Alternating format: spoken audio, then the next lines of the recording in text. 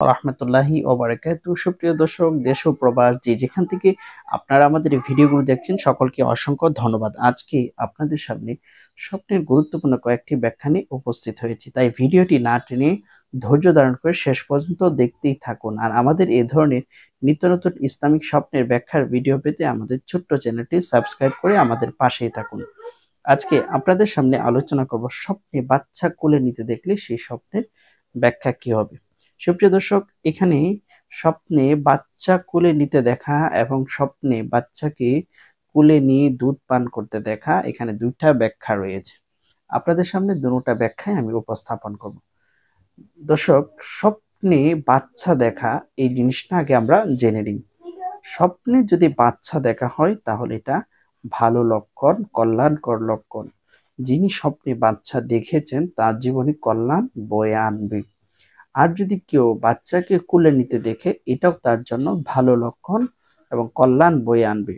এখন সে যদি নিজের বাচ্চা কোলে নিতে দেখে এবং যদি তার বাচ্চা হয়ে থাকে বা বাচ্চা থাকে, তাহলে এটাও তার জন্য ভালো লক্ষণ।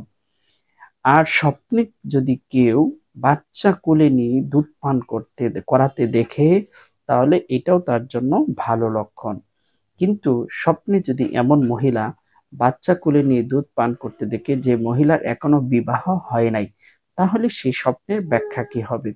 দর্শক, দেখুন, যে মহিলার এখনো বিবাহ হয় নাই সেই মহিলা যদি বাচ্চাকে কোলে নিয়ে দুধ পান করতে দেখে, তাহলে এটা ভালো লক্ষণ নয়, এটা খারাপ লক্ষণ।